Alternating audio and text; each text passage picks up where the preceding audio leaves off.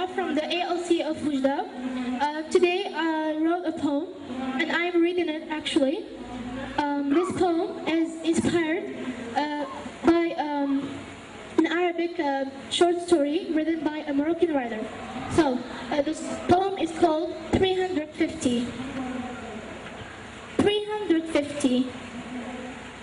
I am here to reveal the story of 350. He had no name. So much about our garden that he desires to see. Can this happen to us? It is an honor. We cannot refuse the Sultan. But how can we? The children of your gardener know what to serve the Sultan. By asking me, Do you know what to serve the Sultan? I will tell you. You must to obey me. Of course we do, Great Bear. It's with great sadness and grief that we see how humanity is failing its values. It's with great sadness and grief that I see us, humans, have failed their fellow brothers and sisters. It's with great sadness and grief that I see how we are willing to let orphans suffering from malnutrition, no medical care, and no education die in camps and in no man's land. It's with great sadness that I see how we are encouraging selfishness and encouraging worldly wars. We have failed as a humanity to allow innocent women and children die at sea and on land as they try to find safety. How can we be so selfish and look for reasons and excuses to protect ourselves from a so-called danger, where in fact, ladies and gentlemen, there's no danger. I only see benefits from letting refugees in to our country. Let's just imagine how things will be. As we all know, Syrians are very well-educated people. It has the best educational system in the MENA region.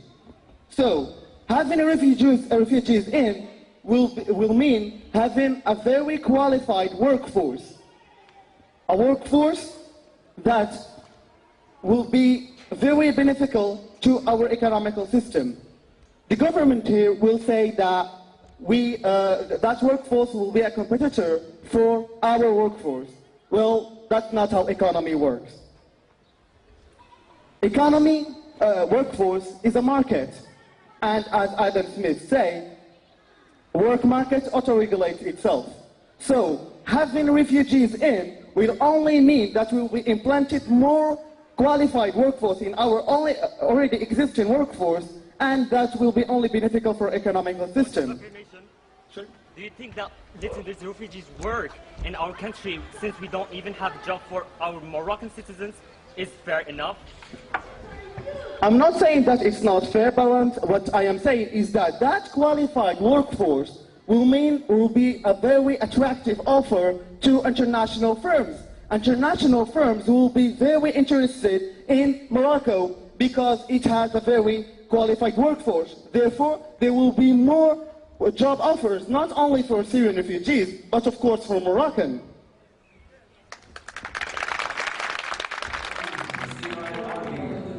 Those people are not terrorists. Those people, you are accusing them of being the people they're fleeing from. Those people fled the country and they're not terrorists. Relating the civil war or the national security to terrorism is absolutely a fallacy, and it's just media hysteria and xenophobia. There are many ties between Morocco and Syria that give us a clear and crystal clear idea of why we should welcome these people. From a linguistic point of view, both countries have a similar language, which is the Arabic language, which will make it easy for both.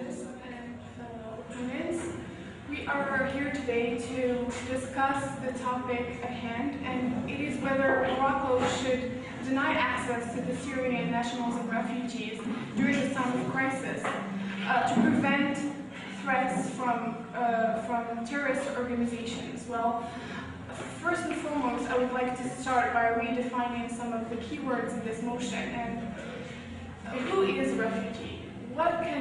Who is a refugee, and how can we define it? A refugee is someone who, owing to a well-founded fear, of being persecuted for reasons of race, religion, nationality, or membership to a social group or political opinion, is outside of their country of nationality.